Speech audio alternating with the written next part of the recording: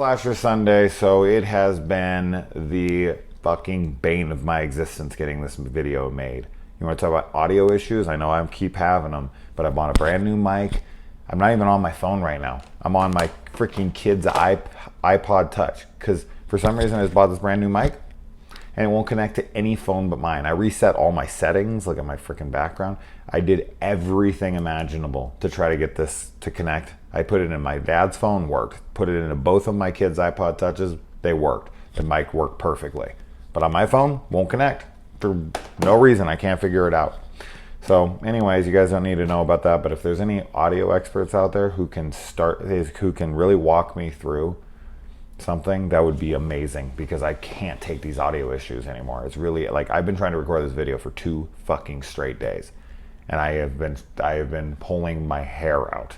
So I'm extremely frustrated right now. And anyways, that's not what you guys are here to listen to. I will say that I'm going to start this with a very controversial opinion. And I guess we'll just jump out right now and say it. I think that this film should have been the Terrifier of 2009. And having really thought about it a little bit, I think I might prefer this to Terrifier. What do I mean here? This is a low-budget slasher with a unique villain, with extremely graphic on-screen kills. But this one has better characters for me.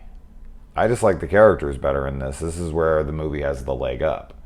And there's so many great faces in this, from Lena Headey to Kevin Gage. And there's a bunch of very familiar faces. And I actually genuinely like the characters.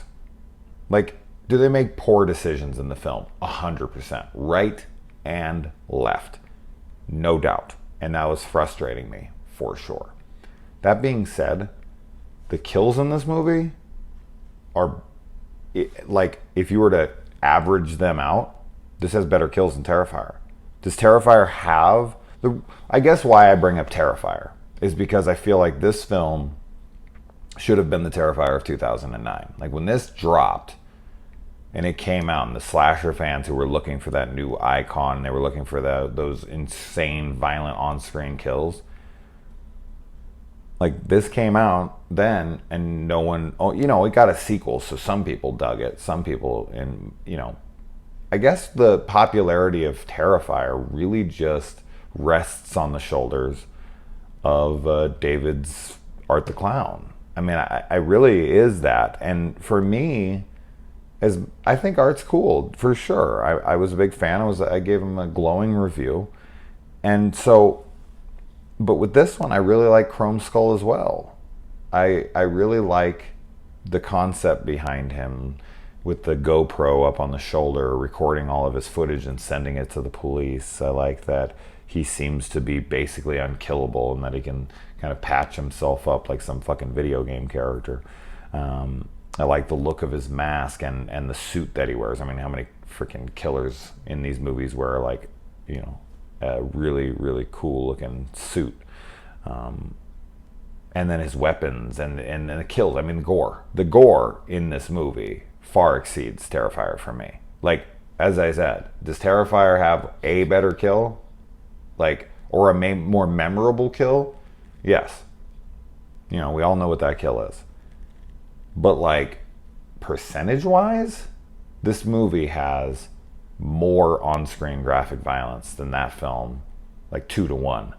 I mean, there's so much graphic violence and so much gore in this film. I was blown away. I saw this movie when it came out, but I did not remember how graphic it was. And now I'm really looking forward to watching the second one, which of course I'll be doing next week. Unless I can't get my mic to work, then I won't be doing anything. But I was really, really kind of blown away by this movie.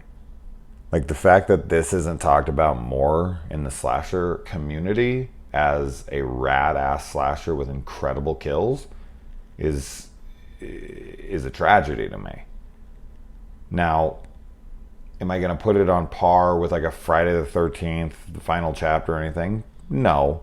There's something those films have that these films don't have. These films feel cheap. Like I know that Friday the 13th movies are low budget, but there's something about the feel of them. They feel more thematic. They feel more like theatrical. They feel like films. These feel very low budget. They feel um, film school films.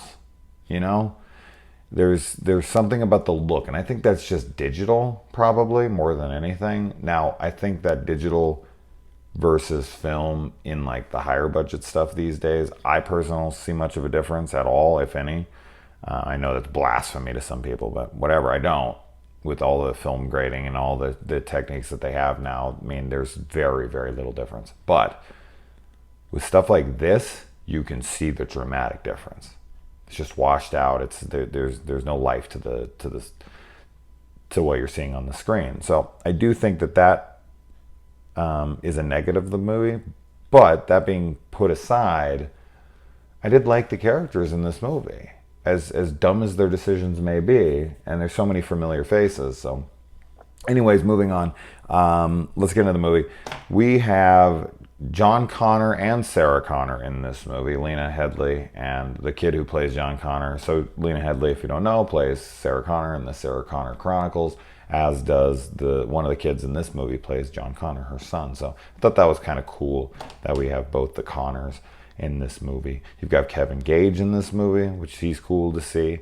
Of course, he's been in plenty of stuff, but for some reason, the first thing I always think of when I see him is his role in Strangeland, D. Snyder's Strangeland.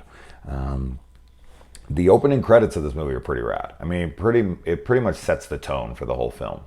Like the opening kills in this, there's some great nudity. There's some great gore. There's some great stuff. It just kind of sets that, like, holy shit, what am I getting myself into? Like, when these credits were rolling, I was sitting thinking to myself, like, why don't I remember this movie better? Like, I remember the story. I remember it ended in like a convenience store and he put on the mask with the glue, and I remembered all that stuff. But for some reason, the kills slipped my mind. How that's possible, I have no idea, because like with Terrifier, I'll never forget that the film is super gory in the places where it's gory. But with this one, I completely forgot. I remember the second one being gory, but I didn't remember this one being all that gory. How unbelievably insane and wrong I was. Wow. And yeah, I mean, I love the look of the killer. I love the suit. I love the GoPro. I love all that stuff. And then we got our main girl here who never gets a name in the movie. And she wakes up in a coffin. She has no idea who she is. She has amnesia. And I like that she kind of discovers who she is through this. And she finds the footage of her, and she realizes, because Lena Headey's character even kind of calls this, she's like, she looks like a prostitute. And we find out that she is a prostitute, and she has no memory of this. And I like that at the end of the movie, she jumps in the car with a dude, and she's like, fuck it, like, I'm going to start a new life. Like, this is, I mean, if anything's going to, convince you to start a new life, it would be a near-death experience like this. So I like that. I love the ending with her jumping in the car and being like, just take me somewhere. Like, I don't give a fuck. Just get me away from my old life. Get me away from all of this. I'm starting over. I'm starting fresh. So that's really, really cool. And then Kevin Gage, who picks her up on the side of the road, is actually a good guy. And he brings him home to his wife, and you think the wife's gonna be a bitch, but then she's just kind of jealous, and she's a good woman. Like, and then they drive over to the other guy's house, I always forget to look up this guy's name, but he's been in like 10 movies I've reviewed at this point. I always refer to him as like the dude from Jury Duty or the milk commercial, Aaron Burr.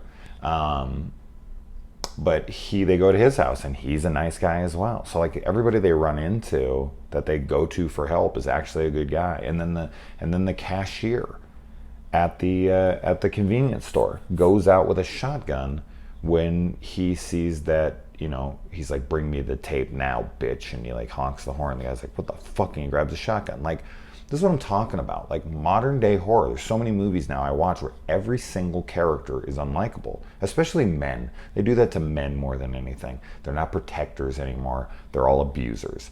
And it's bullshit. And to see a movie like this, where Kevin Gage and Lena Headey and the cashier guy and the melt guy, or fuck these guys' names are, they're all good characters. They're all nice. Now there's some dickheads, but even the dickheads end up, helping out. So I don't know. It's like we keep the antagonist the antagonist. And I like that about this. I like that I have people to root for. Like, I don't want Kevin Gage to die in this. This is a slasher film with gruesome brutality. I mean, seriously, some of the best kills I've ever seen on screen in my life. And it's happening to characters I don't want it to happen to, and I'm bummed out, but I'm still loving the gore. See, people think, like, in these kinds of movies, that you want to be rooting for the killer, and you want these despicable people for them to murder. That's not what I want. I'm not saying that I can have that, and I'm not sure saying it can't work, but I just feel like most films today are just littered with shitheads. Like they don't want to write anybody as good characters. They want to have this anti-hero kind of thing going on with a Jason or a Freddy or whoever. And I like getting connected to characters and then watching them die, as fucked up as that is. It's much better to me. Now, of course, I like when they throw in a shitty character, one or two of them, and it's like, when they die, it is very cathartic. It's like, yes, kill this son of a bitch. I'm tired of this person. But I love that these characters are good people. This just doesn't happen a lot. Like, a girl's on the side of the road and some guy picks her up, older dude, and he's being creepy. He's gonna end up being this total pervert who's like yet another antagonist. Like, I'm so glad that does not happen in this film. Kevin Gage's character is a great guy. He is a great guy from moments fucking one to moments end, and I love that about the film. So yeah, I mean, as far as the characters go, I think this film has much better characters than Terrifier, and I think it stacks up in any other way. I guess I would give the edge to art. I only bring up Terrifier because I think that they're very comparable movies. That's I think what I was trying to say earlier, and I didn't get it completely out. But these feel very similar. They're low budget. They have extremely, I already went through the list, so that's why I keep comparing them. I'd give art the edge because he just looks more iconic. And he's just a little creepier. They focus on him a little more because he has facial expressions. He can do things. Chrome Skull has a chrome skull over his face, so he can only look so menacing for so long. But regardless, I still like him. I still like the look of him. Like, I feel like he should be I feel like he should be a low-budget slasher icon alongside of Art the Clown. But I don't know. I guess and there is supposed to be a Laid to Rest 3, Exhumed. Supposed to come out in 2018. This movie is only 11 years old, so the sequel to it is only less than that. So the possibilities of that happening are still pretty high. So hopefully they do, and hopefully part 2 lives up to what this one put down. But most people I talk to like the second one more. I know it has like Daniel Harris, but I'll be very, very curious to see how good the kills are in that movie and the characters and whatnot. But we'll get there. And yeah, I love that the killer sends the videos to the cops. Like, that's why he records it, send it to the cops, like, to screw with them. Like, hey, you can't catch me. Lena Headey's death is one of the first that we see, and it's vicious, man. Knife through the head, pinned to the wall, and he drags, and her eyes moving around, and blood. It's gnarly, man. It's one of the fucking craziest knives in the head I've ever seen. And then he like drags her down with it and everything. It's insane. It seriously was so brutal when I was watching. I was like, holy, actually, like, out loud was like, holy shit. I kind of remember this movie being this freaking insane. But it sure as fuck is. And then her brother shows up, played by the guy from That Thing You Do, is always what I call him. He shows up with his hot ass girlfriend, and he goes to investigate because he wants to tell that he saw her husband out with another woman. He's going to expose him for being a cheat, whatever. And he gets out of the car and he comes back and he gets a knife through the fucking cheek, in through the mouth, and you can see it in his face. And then Chrome Skull comes over and rips it up through his face, and the whole front of his face just rips off. And you see like all the inside of his face, and he like falls over onto the girl with his blood and everything on it. It's incredible. I mean, it's fucking an incredible gag. I was like, oh my God, what? This is nuts. And it's all on screen. It never cuts away. It's nutty. And let's see. I like that the main girl in this just keeps thinking that she's dead. Like she's dead and she's in hell, and the guy just keeps yelling at her, we're not dead. Enough with that shit. They even make Kevin Gage's character basically handicapped, so he can't physically fight back, which I think kind of makes sense, although I do think he would have went right after Chrome Skull as soon as he killed his wife. It seems like he's taking his wife's death really well for a minute, but then later he really breaks down and goes back to that. He freaks out, so I can forgive that because he kind of processes it when he has the time to process it. I love the shot of Chrome Skull carrying Grandma's dead body. It reminds me of the shot in Rob Zombie's Halloween when he's carrying Laurie from the back and he's walking down. This is my favorite shot in Rob Zombie's Halloween. And then, of course, it's reminiscent of Michael carrying Annie in part 1 when Tommy's seeing him doing that across at the Doyle or the Wallace house. Sorry. So really cool stuff there. Love that he has her like propped up in the back of the hearse and screws with that guy with her. Why he would know that was his grandma and to mess with him in that way and whatever. That's I try not to think about that stuff. But of course, if you were to ask that question, there'd be no answer to it.